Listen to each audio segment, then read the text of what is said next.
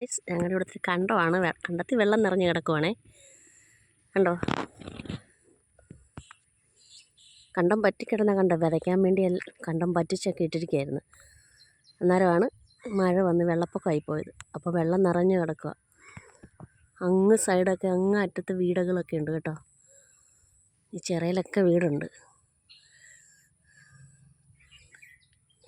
ഇത് പള്ളിയാണ് കാണുന്നത്. കായൽ പോലെ കിടക്കുക. നീർക്കാക്കകളെല്ലാം വെള്ളത്തിൽ മുങ്ങിയും പൊങ്ങിയും നടക്കുക. അവർക്ക് നല്ല സന്തോഷമാണ് വെള്ളത്തിൽ ഇങ്ങനെ മുങ്ങിയും താന്നൊക്കെ. കാണാമോ ഗൈസ്? നീർക്കാക്ക ഇങ്ങനെ പൊങ്ങിയും താന്നും നടക്കുന്ന കാണാൻ പറ്റുന്നുണ്ടോ?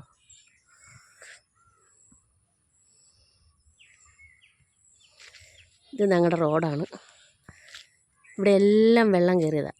ഇപ്പോൾ കണ്ടാൽ വെള്ളം കയറിയ സ്ഥലമാണെന്ന് പറയുമോ? ഇത് റോഡാണ്.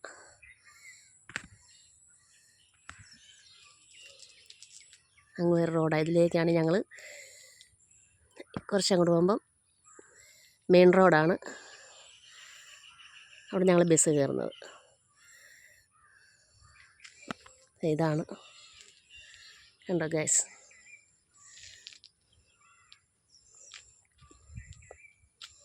ഇതിൻ്റെ ഇപ്പുറം കണ്ടമാണ്. പക്ഷെ കാണാൻ പറ്റിക്കുന്നില്ല. നോക്കട്ടെ, കാണാൻ പറ്റിക്കുന്നു.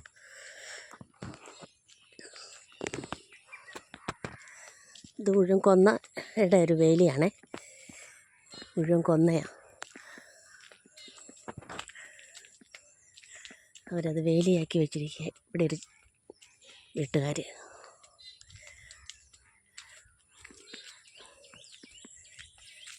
ഇതൊരു കണ്ടമാണ് ഗൈസ്. പക്ഷെ അവിടെ കൃഷിയില്ല കേട്ടോ.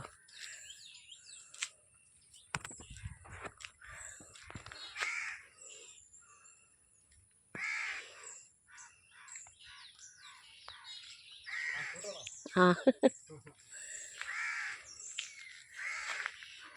പോവാണോ ജോലിക്ക്? അടുത്ത മാസം.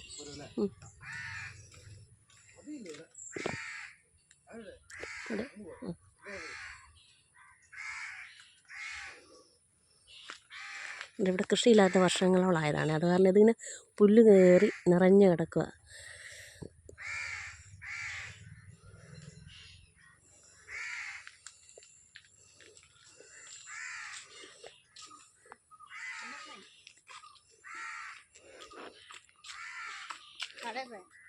അല്ല, അമ്മേനെ അങ്ങോട്ട് ഇവിടെ.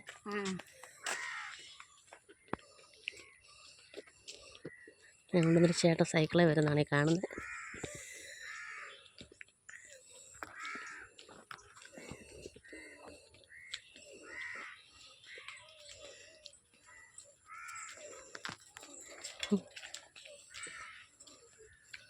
ഇതിലിപ്പം വള്ളമൊക്കെ പോകും കേട്ടോ. വള്ളത്തിലൊക്കെ ആൾക്കാരിപ്പം ഇതിലെയാണ് വള്ളത്തെ ആൾക്കാർ അപ്പുറത്തോട്ടൊക്കെ പോകുന്നത്.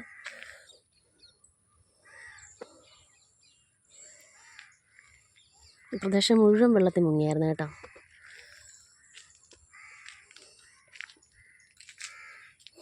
പോയില്ലേ? ഓ,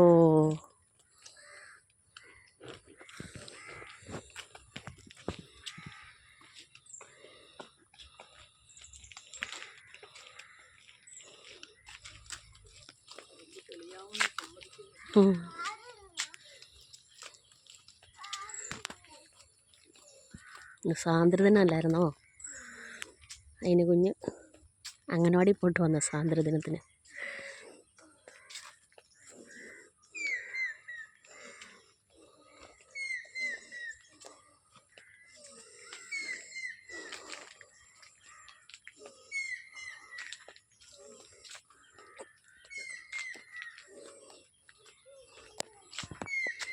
ഇവിടെ എല്ലാം വീടുണ്ട് കേട്ടോ. അവിടത്തേക്ക് വെള്ളമൊക്കെ ഇറങ്ങി. ഇനിയിപ്പം ഇത് കണ്ടമുള്ളതുകൊണ്ട് കണ്ടത്തിലേക്ക് ഇങ്ങനെ ഇറങ്ങിപ്പോരും വെള്ളം. ഉണ്ടോ? നീർക്കാക്കിനെ കണ്ടോ ഗ്യാസ്? കാണാൻ പറ്റുന്നുണ്ടോ? ഇഷ്ടംപോലെ നീർക്കാക്കയുണ്ട്.